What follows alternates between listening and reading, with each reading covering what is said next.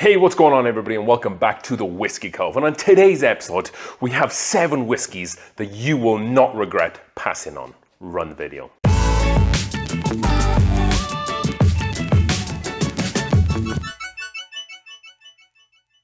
All right there, folks. Thank you for joining us for another new and exciting episode here on the Whiskey Cove, where we will be looking at 7 whiskeys that you probably won't regret passing on.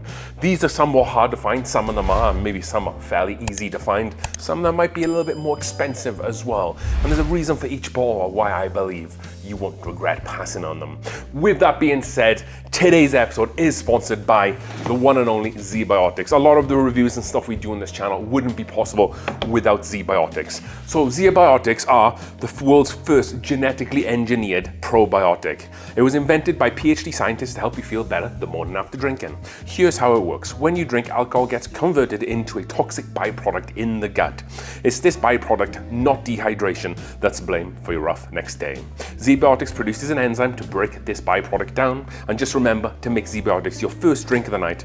Drink responsibly and you'll feel your best tomorrow. So if you would like to get involved and like to sign up for some ZBiotics, go over to zbiotics.com. All the link is down below in the description and on the screen there with the QR code. And put in Whiskey Cove at checkout for 15% off your first order. That also works on their subscription service too.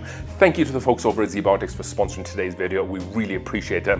And like I said, a lot of what we do on the channel wouldn't be possible without them, so thank you. With that being said, let's dive headfirst into this video. So like I said, 7 whiskeys that you will not regret buying. So bottle number 1 is Joseph Magnus Cigar Blend. So this bottle sometimes has a little bit of a cult following.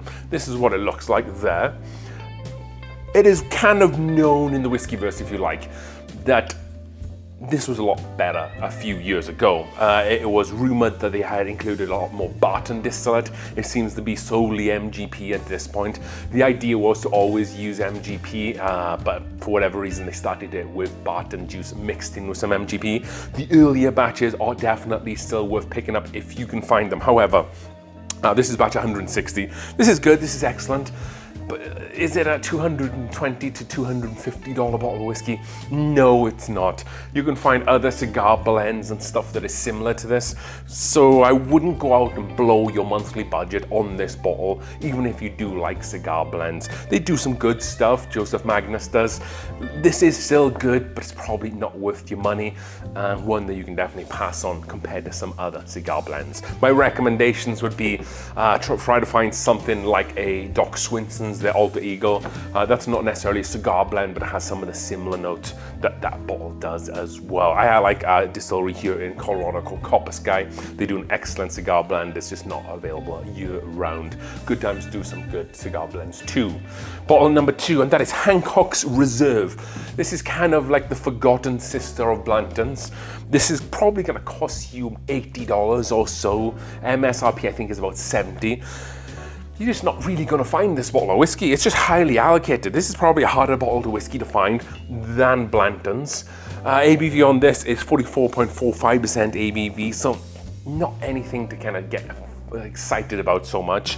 I would, if you're dead set on getting something like this, I would probably just go and pick up a bottle of Blanton's instead if you can find that. This bottle isn't worth the hunt. It's a little tame. There's a lot better stuff. Heck, even a Buffalo Trace single barrel pick, if you can find that, is probably better than paying $100 for this, or even more so on the secondary market.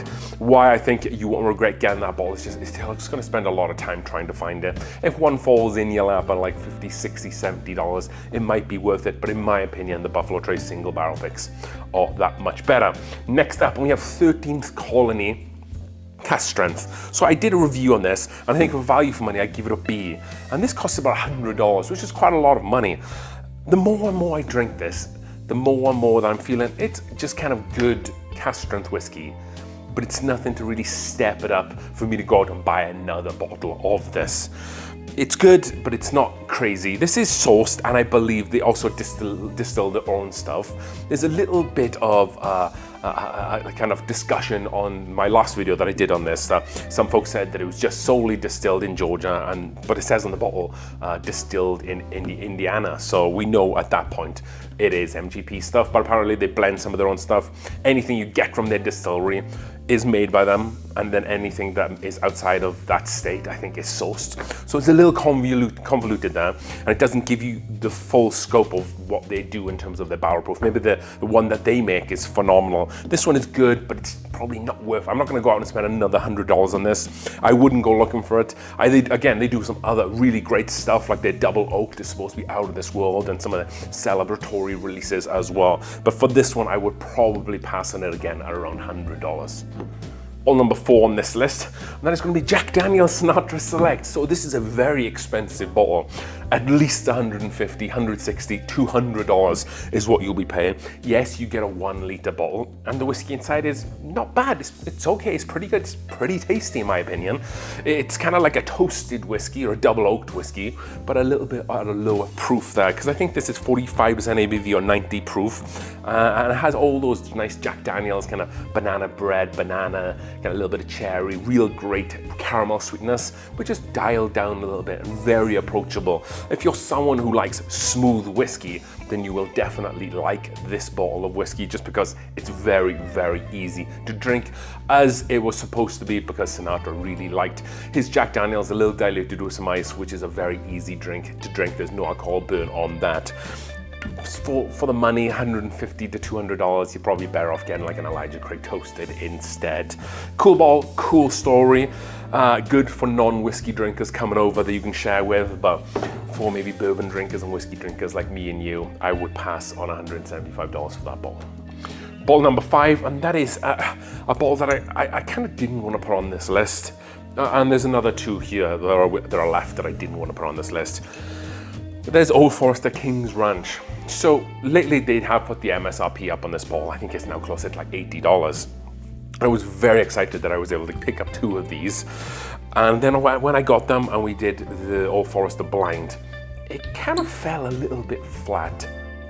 This kind of reminds me of the Old Forester Statesman release.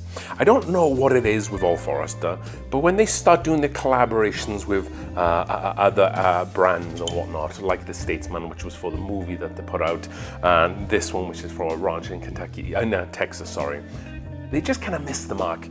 This has some of those Old Forester notes, but it's just not as complex. It doesn't have a good balance of the whiskey as well. And I don't really get any of that mesquite charcoal note. They filter it through the King's Ranch mesquite charcoal. So what I assume is mesquite that they've acquired from this ranch down there in Texas, to give it kind of maybe like more of like a mellow taste, like a Jack Daniel's type vibe. And I think that probably does this a little bit of a disservice.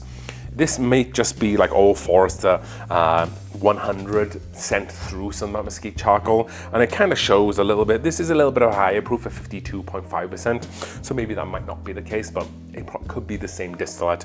And I think that for how allocated it is, because you can only get this in Texas, and for $80, I think you're better off finding the Old Forester 1920 instead, or the Old Forester 100. Or if you want something that's a little bit different, but still Old Forester, the Old Forester bottled in Bond 1897, which is one of my favorites here. 2 bottles left, and we have Evan Williams 12 year. So a big fan of Evan Williams. I like all the stuff that they put out. I haven't found a bad bottle of Evan Williams. This is a very tricky bottle to find.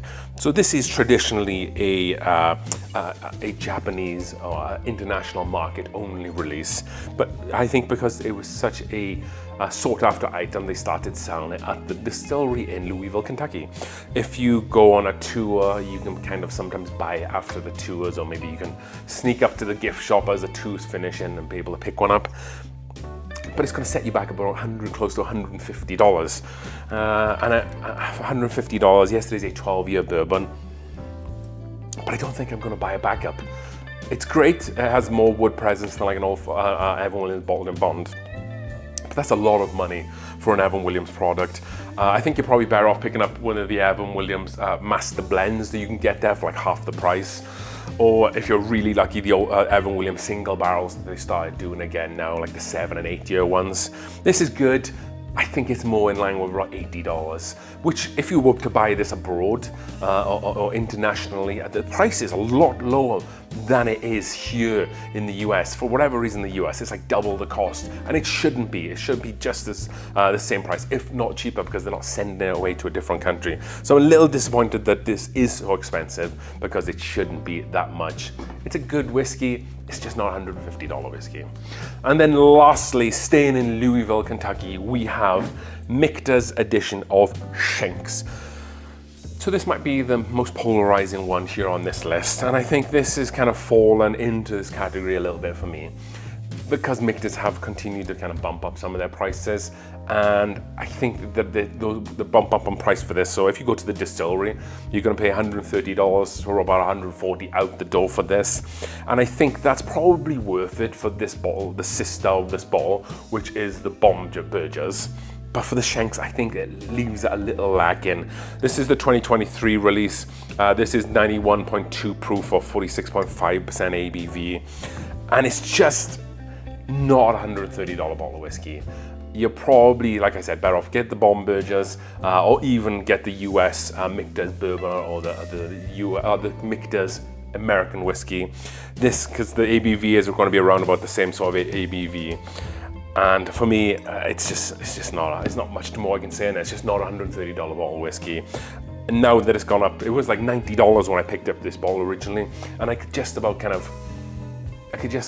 pay that for this, because it's not something you can find all the time. But now, you know, the whiskey market's starting to slow down. This is kind of sitting on allocation lists in different places. I was down in Louisville, and they had a bunch of these on the shelf there at Mikas. They weren't really moving, which is quite unique, and I never really expected to see that so much.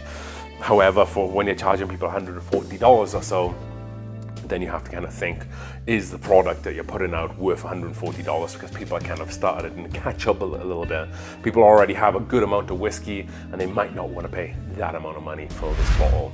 So they were 7 bottles of whiskeys that if you haven't already got, then you probably don't really need to go out and find. Maybe let me know. Like I said, some of these are good whiskey, but the prices and how hard they are to find just isn't worth the hunt, and just isn't worth you tracking them down. So as we say on this channel, as we drink through the world's whiskeys one glass at a time, thank you all for watching. Cheers.